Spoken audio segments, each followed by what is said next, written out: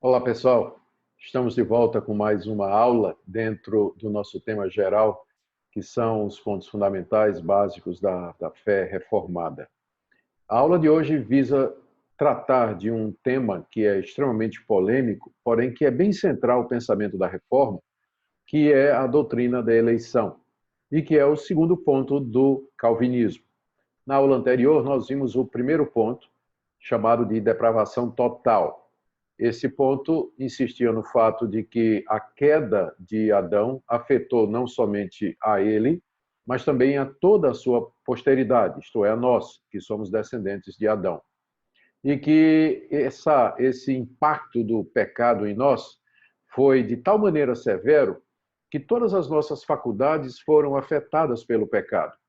A nossa mente, o nosso sentimento, o nosso arbítrio, de tal forma que nós nos encontramos numa situação em que não podemos, por nós mesmos, por nossa livre vontade, escolha e desejo, entender as coisas de Deus, crer em Deus, amar e desejar estas coisas.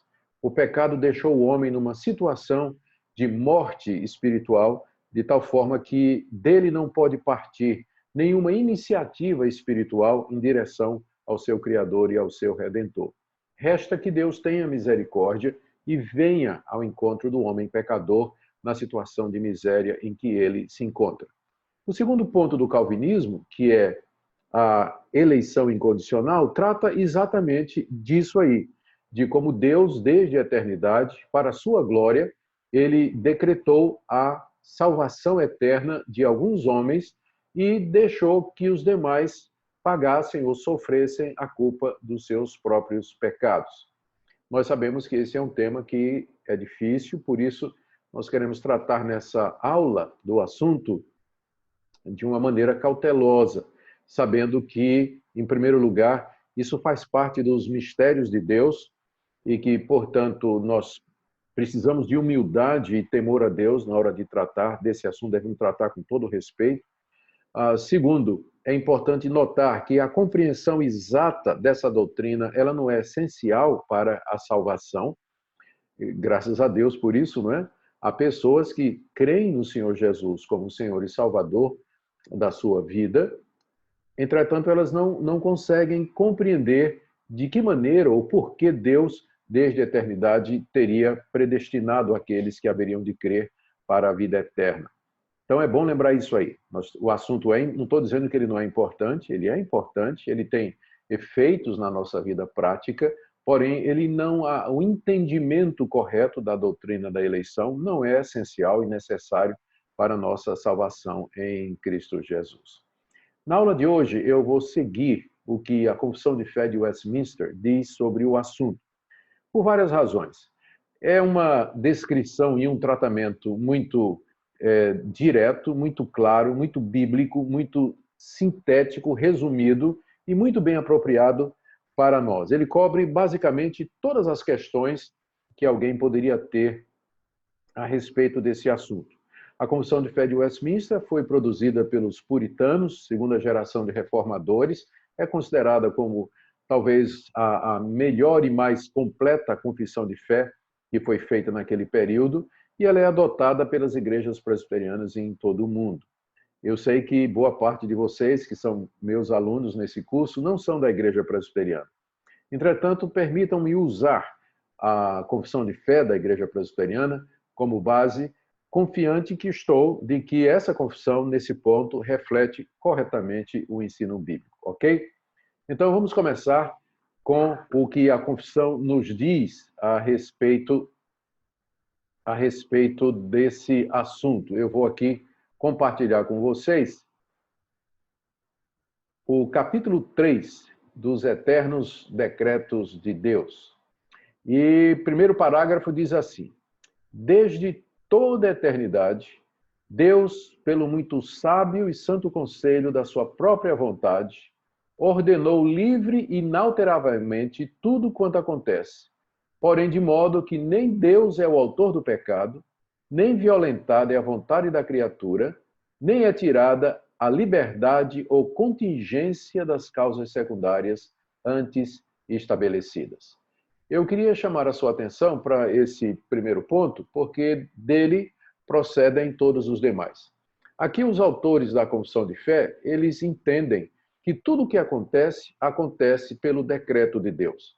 Deus decretou desde a eternidade tudo o que existe. Nada acontece que não tenha sido decretado pela vontade de Deus, que não tenha sido determinado, orientado da parte de Deus. E Deus fez isso de maneira livre, ou seja, ele fez porque quis, ele fez para a sua glória. E ele fez de uma maneira, e aqui é que entra o ponto que eu queria que você prestasse atenção, ele fez de uma maneira em que a criatura, os homens e os anjos, permanecem responsáveis pelos seus atos. Essa ressalva é muito importante. Vamos dar uma olhada outra vez aqui na nossa tela. Veja só. Depois de falar que Deus decretou de maneira livre e inalterável tudo o que acontece, a ressalva é essa. Porém, de modo que, e aí vem as ressalvas. Primeiro, Deus não é o autor do pecado. Isso aqui é muito importante porque as pessoas pensam que se Deus decreta tudo o que existe e o mal existe, segue-se que Deus decretou o mal, ou que Deus decretou o pecado, e que, portanto, Deus é o autor do pecado. Entretanto, os autores da Confissão de Fé, eles foram muito cuidadosos quando falaram sobre os decretos de Deus, ressalvando de que Deus não é o autor do pecado. Como isso acontece, a verdade é que nós não sabemos. A Bíblia não explica como é que Deus pode decretar tudo o que existe e ainda assim ele não ser o autor do pecado. A segunda ressalva que é feita aqui é muito importante também. Deus decretou tudo o que existe, porém de um modo que não é tirada, vou pegar aqui ao contrário, não é violentada a vontade da criatura. Ou seja, apesar de Deus decretar tudo o que acontece, a vontade da criatura, ela não é violada. Quando uma pessoa faz alguma coisa, ela faz porque quer. Ela toma uma decisão de livre e espontânea vontade. Ao mesmo tempo em que a pessoa toma uma decisão, essa decisão já estava dentro dos decretos de Deus. Então, essa combinação da soberania de Deus e a responsabilidade humana é alguma coisa que foge à nossa compreensão. O que nós não podemos é negar uma coisa em detrimento de outra, como às vezes as pessoas tentam fazer para poder sair do que elas entendem que é uma situação meio embaraçosa, né? Como manter essa tensão entre um Deus soberano que decreta todas as coisas e, ao mesmo tempo, não transformar o ser humano num robô, num autômato determinado, não é? E aqui você tem que ver que há uma diferença do que nós estamos falando aqui e o determinismo. O determinismo apresenta uma causa cega, imutável, inflexível para todas as coisas, por detrás de tudo que acontece, enquanto que nós estamos falando de um Deus sábio, justo e bom, que age em consenso e junto com a vontade humana, sendo que no final tudo o que acontece é exatamente aquilo que ele havia decretado. Então, primeira ressalva, Deus decretou tudo o que existe. Primeira ressalva, isso não faz autor do pecado. Segunda ressalva, o homem continua sendo responsável pelos seus atos. Vamos ver, mas a terceira ressalva que é colocada aqui na Confissão de Fé.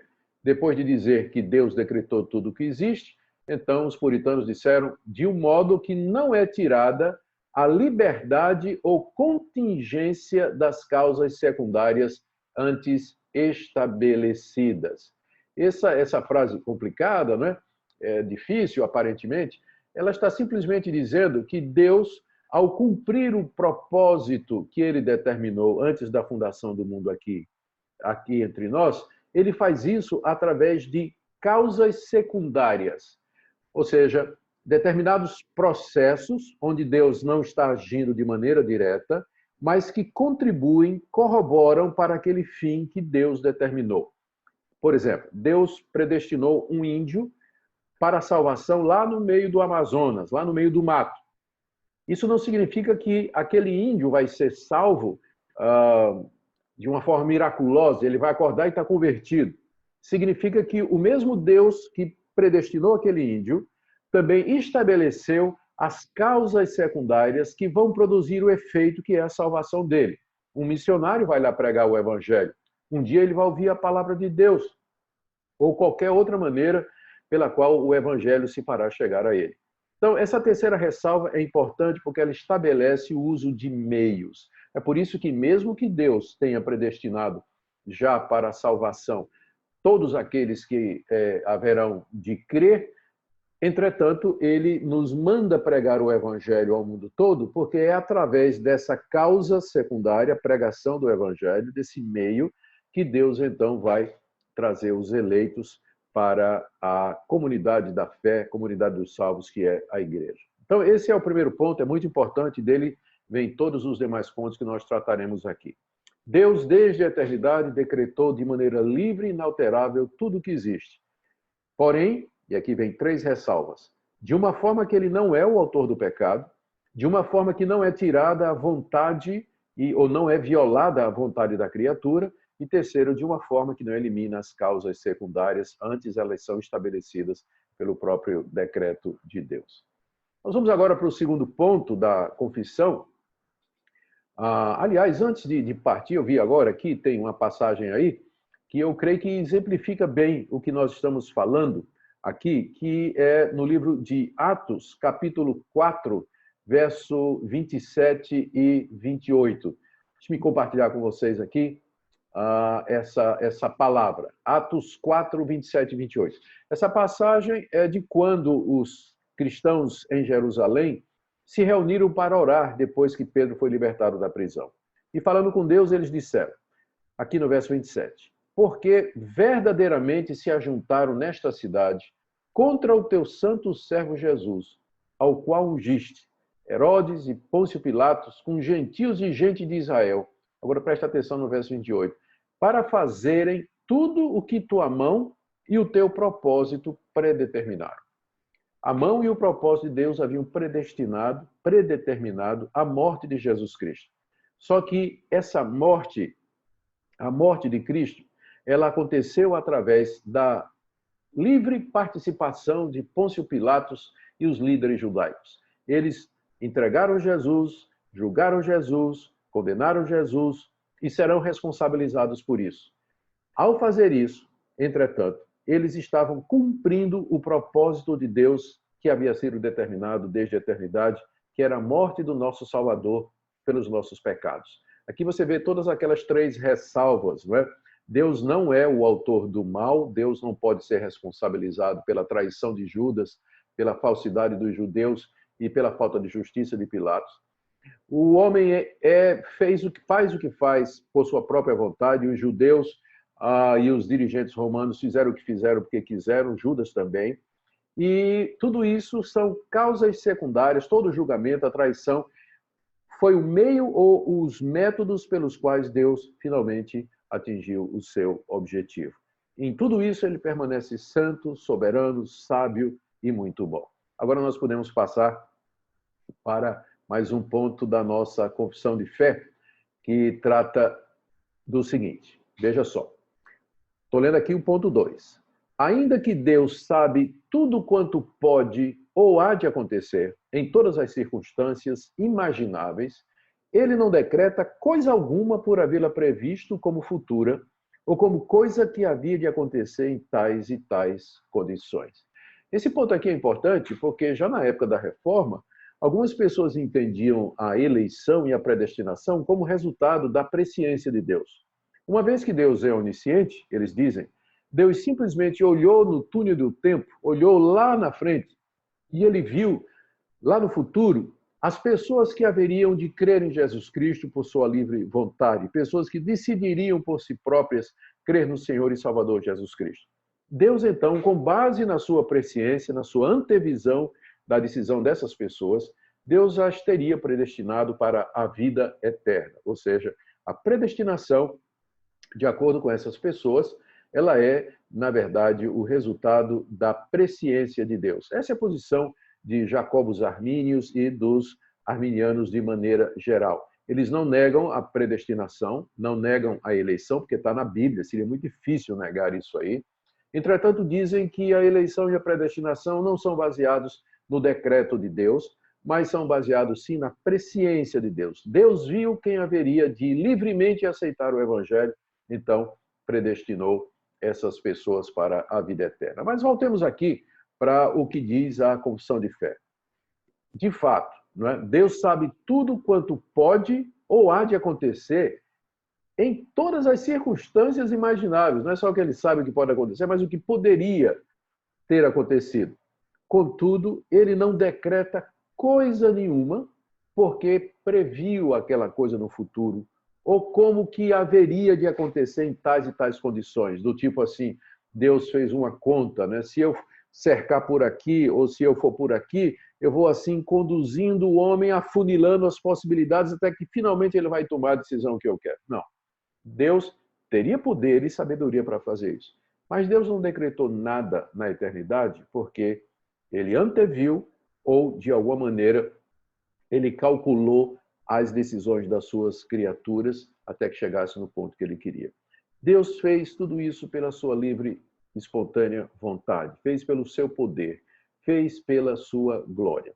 É verdade que há uma ou duas passagens na Bíblia que podem dar a entender esse ponto de que Deus age baseado na presciência. Talvez o mais conhecido seja o de Romanos capítulo 8, quando falando a respeito dos elos da salvação, Paulo diz: todas as coisas cooperam para o bem daqueles que amam a Deus, aqueles que foram chamados segundo o seu propósito, porque os que de antemão conheceu, estes predestinou, e aos que predestinou, esse também chamou. E aos que chamou, também justificou, e aos que justificou, também glorificou. Veja que no início desse elo, né, dessa corrente da salvação, está a afirmação: aos que de antemão conheceu, também os predestinou. Só que esse conhecimento de antemão de Deus não é o conhecimento da onisciência de Deus, mas é um conhecimento de amor, é um relacionamento.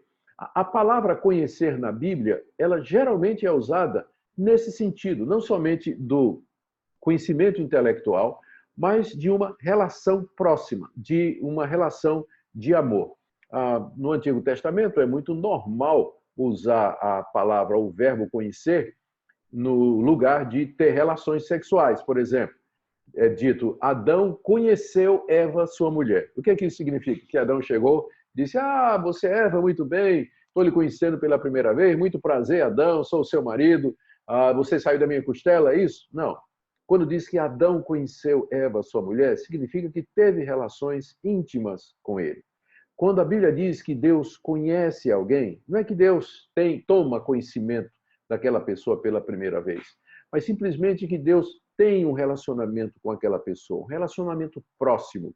E é exatamente isso que o texto de Romanos 8 quer dizer, que Deus na eternidade amou aquelas pessoas, conheceu aquelas pessoas e as predestinou para a vida eterna exatamente porque ele as amou, ele as conheceu. Então, é isso que significa conhecer ali naquela passagem. Com licença. Muito bem, vamos avançar mais um pontinho aqui. Vamos voltar aqui para a nossa confissão. E dessa feita vamos para o parágrafo 3º. O parágrafo 3º desse capítulo, que é o capítulo 3 dos decretos de Deus, ele simplesmente diz isso. Pelo decreto de Deus e para manifestação da sua glória, alguns homens e alguns anjos são predestinados para a vida eterna e outros pré-ordenados para a morte eterna.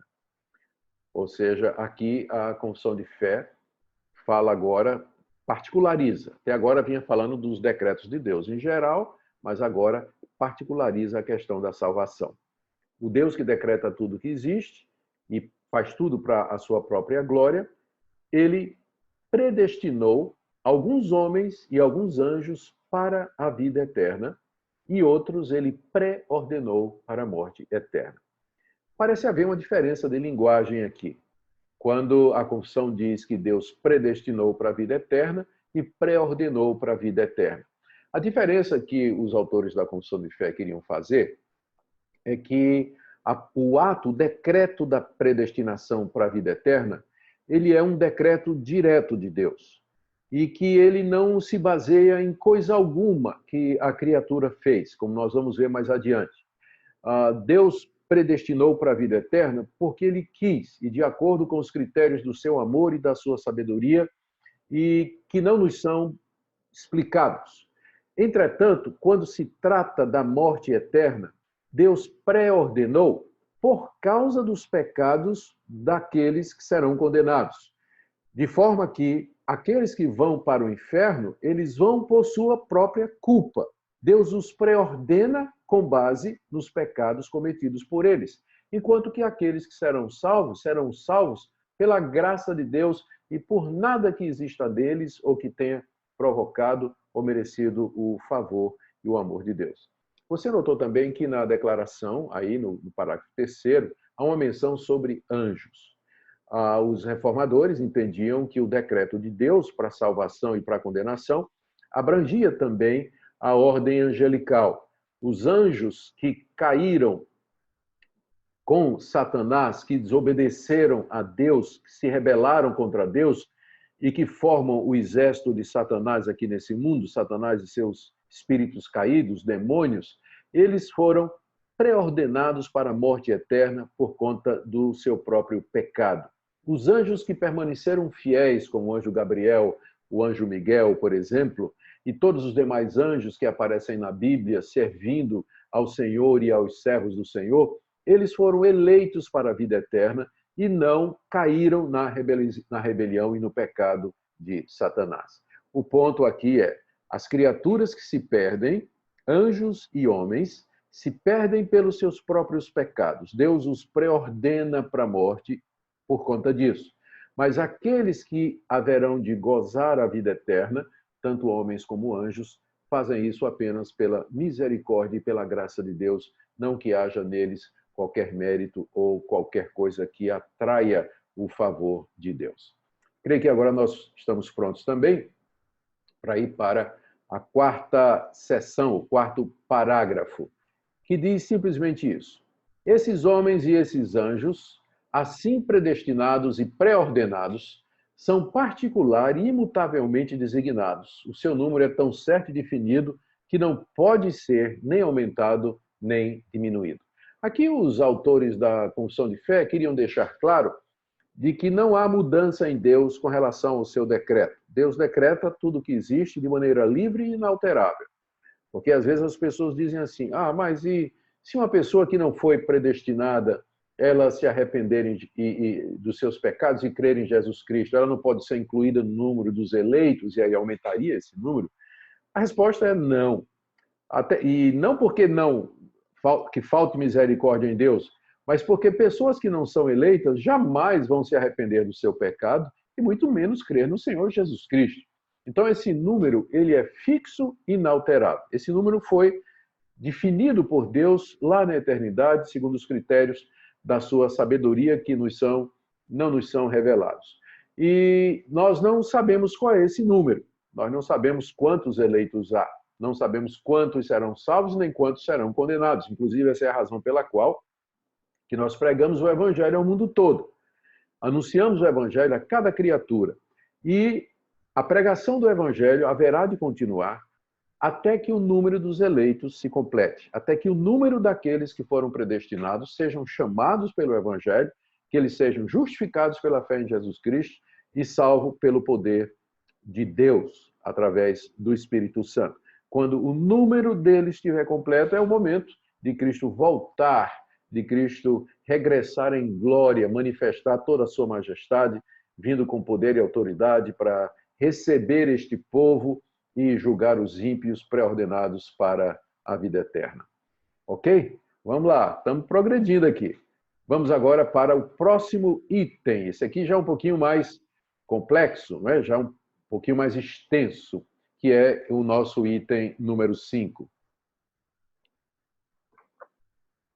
Segundo o seu eterno e imutável propósito, e segundo o santo conselho e beneplácito de sua vontade, Deus, antes que fosse o mundo criado, escolheu em Cristo para a glória eterna os homens que são predestinados para a vida. Para o louvor da sua gloriosa graça, ele os escolheu de sua mera e livre graça e amor, e não por previsão de fé ou de boas obras e perseveranças e perseverança nelas, ou de qualquer outra coisa na criatura que a isso movesse como condição ou causa. Esse ponto aqui está querendo simplesmente dizer que a razão da predestinação para a vida não se encontra em nós, mas na livre graça de Deus. Olha a maneira como isso foi colocado aqui. Primeiro, que Deus escolheu em Cristo, ou seja, a escolha não foi baseada em mim, mas ela foi feita com base nos méritos de Cristo, na mediação de Jesus Cristo. Através de Cristo significa que a eleição e a predestinação só podem se tornar eficazes porque Cristo pagou o nosso pecado e levou sobre si a nossa culpa. Segundo, diz aqui que Deus predestinou para a glória eterna. Ou seja, ele fez isso para a sua própria glória. Ele elege os homens para a glória eterna, para que estes homens desfrutem dessa glória que Deus haverá de receber durante toda a eternidade. Ou seja, mais uma vez, o propósito é a glória de Deus. E quando fala aqui da predestinação para a vida, Deus diz que fez isso para o louvor da sua gloriosa graça, já vimos isso. Deus os escolheu de sua mera e livre graça e amor.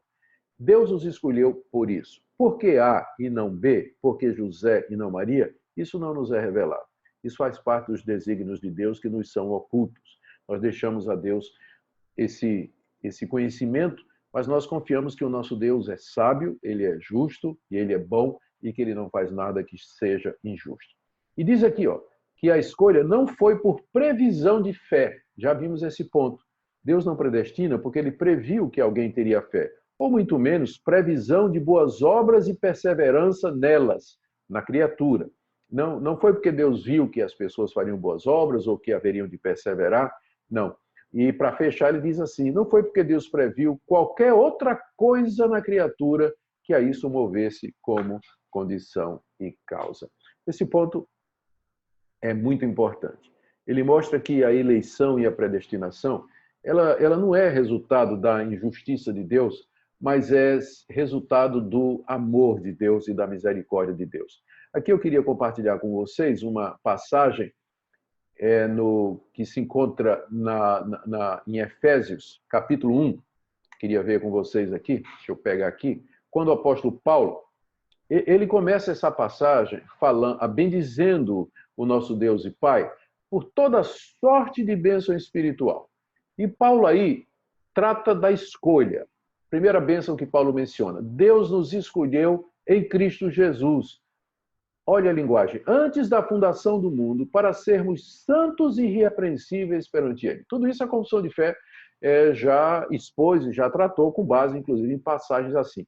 E aí Paulo diz, e em amor nos predestinou para Ele, para a adoção de filhos por meio de Jesus Cristo, segundo o beneplácito da sua vontade, para o louvor da glória da sua graça. Eu chamo a sua atenção para o fato de que Paulo diz que a predestinação é um ato de amor, ato de amor.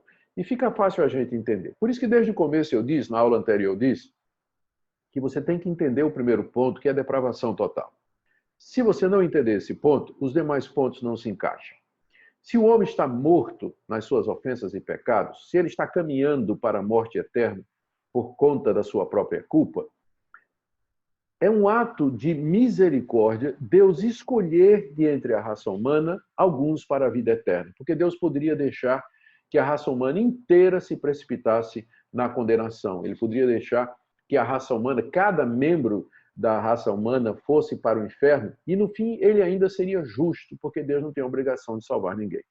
Então, a Bíblia vê a eleição e a predestinação para a salvação como um ato do amor de Deus, da sua graça e da sua misericórdia, e não um ato de injustiça, como algumas pessoas pensam. Aliás, essa é a maior dificuldade, né, que as pessoas têm com a doutrina da predestinação. Elas acham que Deus está sendo injusto, porque contemplou um e não contemplou outros. Ora, veja bem, Deus seria injusto se todos os homens merecessem ser contemplados. Mas ninguém merece ser contemplado com a vida eterna. O que nós merecemos é a condenação e a morte. Portanto, quando Deus dá ou concede sua misericórdia a uns e não dá a outros, ele não está sendo injusto, porque não está tirando direito de ninguém. Ele fez isso de livre vontade, pela sua graça, pelo seu amor e pela sua misericórdia. Vamos agora para mais um ponto da confissão de fé, prosseguindo assim no nosso estudo sobre a eleição, que é a eleição incondicional, que é o segundo ponto do calvinismo. Diz aqui, estou aqui no 5. Assim como Deus predestinou os eleitos para a glória, assim também pelo eterno e muito livre propósito da sua vontade, preordenou todos os meios conducentes a esse fim. Os que, portanto, são eleitos, achando-se caídos em Adão, são remidos por Cristo, são eficazmente chamados para a fé em Cristo pelo seu Espírito, que opera no tempo devido, são justificados, adotados, santificados e guardados pelo seu poder por meio da fé salvadora. Além dos eleitos, não há nenhum outro que seja remido por Cristo eficazmente remido por Cristo, eficazmente chamado, justificado, adotado, santificado e salvo. Esse ponto aqui veja aqui que eu destaquei, pré-ordenou todos os meios conducentes a esse fim. Esse ponto aqui eu já mencionei antes, quando nós tratamos dos decretos de Deus, e foi aquela terceira ressalva. O fato de que Deus decretou todas as coisas não anula a realidade de que ele usa meios, causas secundárias para poder obter os fins. E é o que é chamado aqui nesse parágrafo dos métodos conducentes, né? da maneira pela qual Deus conduz o seu propósito. Esse parágrafo simplesmente diz que Deus, na salvação de pecadores, ele vai utilizar de métodos ou meios para alcançá-la. Ou seja, uma vez que a pessoa é eleita, ela vai ser chamada pelo Evangelho, pela pregação do Evangelho, o Espírito Santo vai atuar no coração dessa pessoa, iluminando o seu entendimento, movendo de maneira irresistível a sua vontade. Aqui há uma diferença dessa graça e da graça preveniente que é pregada no arminianismo, que pode ser resistida na perspectiva reformada. A graça, quando vem na forma do chamado do Evangelho para o eleito, vem de uma forma irresistível.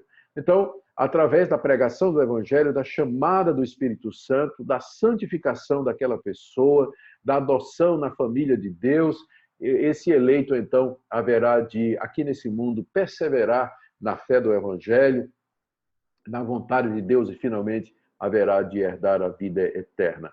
O ato predestinador de Deus, ele se cumpre através dos meios que o próprio Deus estabeleceu. Aqui está a resposta, né? Mais uma vez, para aquela questão que as pessoas fazem. Ora, se Deus já predestinou todo mundo que vai se salvar, por que pregar? É porque é pela pregação que Deus haverá de chamar esses que foram eleitos antes da fundação do mundo. Vamos ver aqui mais um ponto, né, na nossa confissão de fé, já caminhando para o final. Diz aqui no item 7, segundo o inescrutável conselho da sua própria vontade, pela qual ele concede ou recusa misericórdia como lhe apraz, para a glória do seu soberano poder sobre as suas criaturas, o resto dos homens, para louvor da sua gloriosa justiça, foi Deus servido não contemplar e ordená-los para desonra e ira por causa dos seus pecados. Aqui é preciso fazermos uma explicação, darmos uma explicação de alguma coisa que pode parecer muito complexa. Você percebe que a linha que nós estamos adotando aqui, que o raciocínio que nós estamos adotando aqui, ele tem como pressuposto de que Deus, na ordem em que decretou as coisas na eternidade, porque nós falamos que Deus decretou tudo o que existe. Então a pergunta é, qual foi a sequência? Não é? Pode até parecer uma ousadia a gente perguntar isso, mas é um exercício de imaginação e de lógica para tentar entender o que a Bíblia nos diz a respeito disso. Nós cremos que Deus, ao decretar tudo o que existe, ele seguiu uma sequência lógica. Não estamos falando da sequência histórica, estamos falando da sequência lógica na mente do Senhor. Então, ele primeiro decretou a queda. E lembra que ao decretar a queda, isso não torna Deus autor do pecado, porque a queda acontece introduzindo o pecado no mundo através do ato livre de Adão que desobedeceu a Deus no paraíso. Então, o ato seguinte é Deus decretar a salvação de muitos de entre os caídos. Ou seja, quando Deus predestina, ele está olhando para a humanidade já caída, já caída. Então, a rigor, ele não teria que predestinar ninguém para a condenação, porque pelo seu pecado, a humanidade já caminha para lá. A predestinação seria só para a vida eterna. Por isso que é aquela diferença entre predestinar, que é para a vida eterna, para a vida eterna, e pré-ordenar, que é simplesmente confirmar a situação dos homens que estão em pecado. Então, Deus não quis conceder graça salvadora a muitos de entre a humanidade caída. E ele diz que fez isso para a sua própria glória.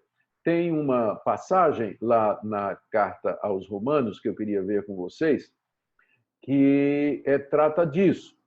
É Romanos capítulo 9. Deixa eu ver aqui, abrir aqui o nosso programa de Bíblia, Romanos capítulo 9, é uma passagem muito conhecida, não é? Está aí os textos e os subtópicos que trata, até que finalmente Paulo trata da soberania de Deus. Veja só o que Paulo diz quando alguém se queixa de Deus. Tu, porém, me dirás de que se queixa ele? Pois quem jamais resistiu à sua vontade? Olha a resposta de Paulo. Quem és tu, ó homem, para discutires com Deus? Porventura pode o objeto perguntar quem o fez, por que me fizeste assim? Ou não tem o oleiro direito sobre a massa, para do mesmo barro fazer um vaso para honra e outro para desonra? Que diremos, pois, se Deus, querendo mostrar a sua ira e dar a conhecer o seu poder, suportou com muita longanimidade os vasos de ira preparados para a perdição, a fim de que também desse a conhecer as riquezas da sua glória em vasos de misericórdia que para a glória preparou de antemão, os quais somos nós, a quem também chamou, não só dentre os judeus, mas também dentre os gentios. Você percebe aqui, então, os dois pontos que são explicados na confissão de fé. Deus, querendo mostrar a sua ira e dar a conhecer o seu poder, ele suportou com muita paciência os vasos de ira preparados para a perdição. Ele se refere aos homens que se perderão debaixo da ira de Deus e que para isso foram preparados pelos seus próprios pecados. Em contraste, Paulo diz aqui que Deus também quis dar a conhecer as riquezas da sua glória. Isso ele faz em vasos de misericórdia que Deus, para a glória, preparou de antemão. Você vê que quando se trata dos vasos de ira preparados para a perdição, Paulo não diz que é Deus que os preparou. Mas quando fala dos vasos de misericórdia que vão expressar a glória de Deus, ele diz que foi o próprio Deus que de antemão preparou todas estas coisas. E agora nós estamos chegando ao final e vamos ver o último ponto aqui do capítulo 3 da Confissão de Fé de Westminster, que trata do segundo ponto do calvinismo. A doutrina, estou lendo aqui o parágrafo 8º, a doutrina desse alto mistério de predestinação deve ser tratada com especial prudência e cuidado, a fim de que os homens, atendendo à vontade revelada em sua palavra e prestando obediência a ela, possam, pela evidência da sua vocação eficaz, certificar-se da sua eterna eleição. Assim, a todos os que sinceramente obedecem ao Evangelho, essa doutrina fornece motivo de louvor, reverência e admiração de Deus, bem como de humildade, diligência e abundante consolação. Aqui no final, os puritanos alertam para a necessidade de humildade na hora de tratar desse alto mistério que é a predestinação. E nós devemos fazer isso com humildade diante de Deus. Essa doutrina, uma vez compreendida, ela tem alguns efeitos extraordinários. Ela não produz arrogância, como alguns pensam, e muito menos funciona como uma espécie de permissão para o pecado. Quando essa doutrina é corretamente compreendida, ela produz humildade. A pessoa pergunta, Deus, por que eu?